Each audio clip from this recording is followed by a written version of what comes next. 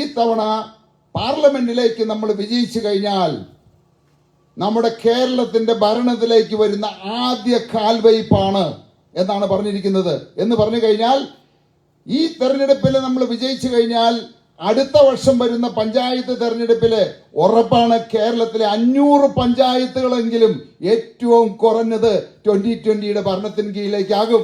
മാത്രവുമല്ല 5 മാസത്തിന് ശേഷം, പഞ്ചായത്ത് തെരഞ്ഞെടുപ്പിന് 5 മാസത്തിന് ശേഷം കേരളത്തിലെ നിയമസഭാ തെരഞ്ഞെടുപ്പ് വരും.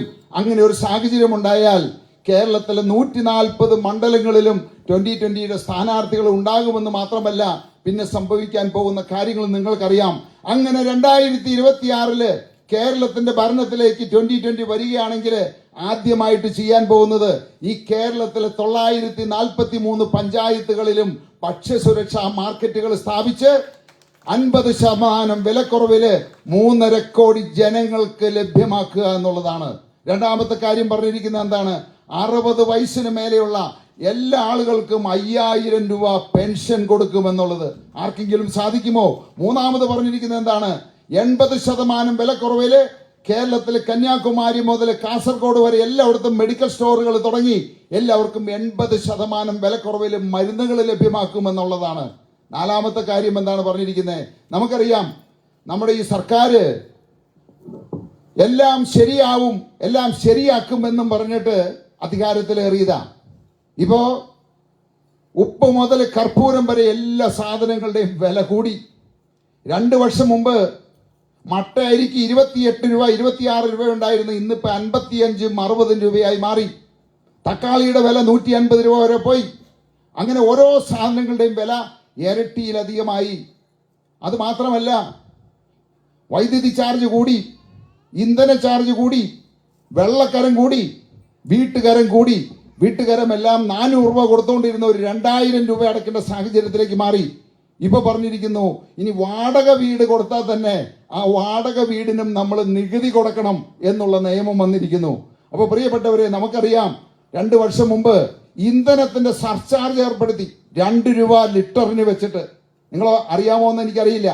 ആ 2 രൂപ കൂട്ടിയത് തന്നെ പെൻഷൻ കൊടുക്കാൻ എന്ന പേരിലാണ്.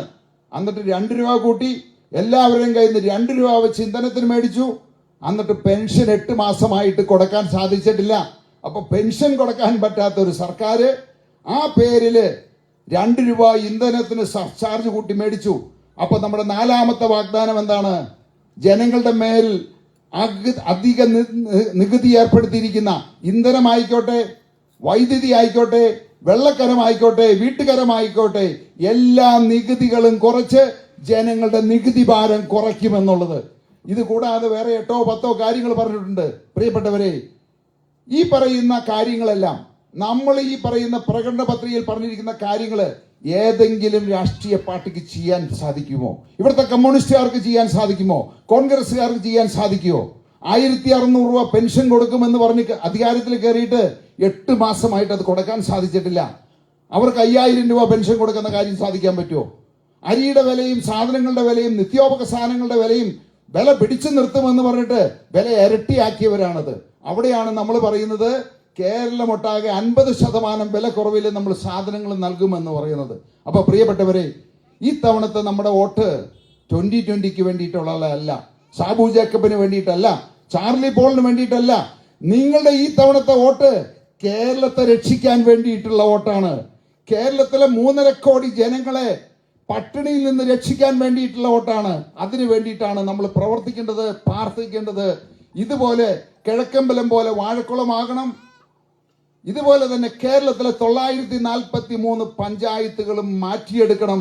ഈ കേരളത്തിലെ 3.5 കോടി ജനങ്ങളെ പട്ടിണിയിൽ നിന്ന് രക്ഷിക്കണം. അവരെ കൈപിടിച്ചുയർത്തേണ്ടത് നിങ്ങളുടെയും എന്റെയും ആവശ്യമാണ്.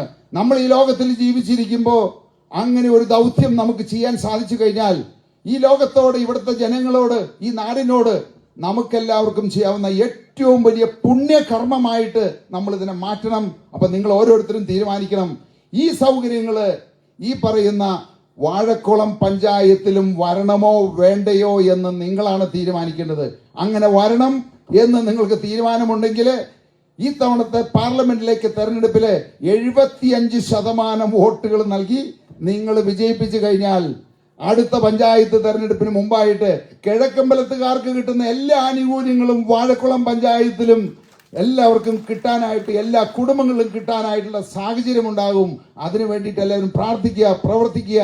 നമ്മുടെ ഈ വോട്ട് കൊണ്ട് നമ്മുടെ കേരളത്തെ രക്ഷിക്കാൻ പറ്റുമെങ്കിൽ, ഈ 3.5 കോടി ജനങ്ങളെ രക്ഷിക്കാൻ പറ്റുമെങ്കിൽ, ഈ കൊള്ളക്കാരുടെ കയ്യിൽ നിന്ന്, കള്ളന്മാരുടെ കയ്യിൽ നിന്ന് നമുക്ക് കേരളത്തെ രക്ഷിക്കാൻ പറ്റുമെങ്കിൽ അത് തന്നെയായിരിക്കും നമ്മുടെ ജീവിതത്തിലെ ഏറ്റവും വലിയ പുണ്യകർമ്മം എന്ന് ഓർമ്മിച്ചുകൊണ്ട് എല്ലാവർക്കും നന്ദി, നമസ്കാരം.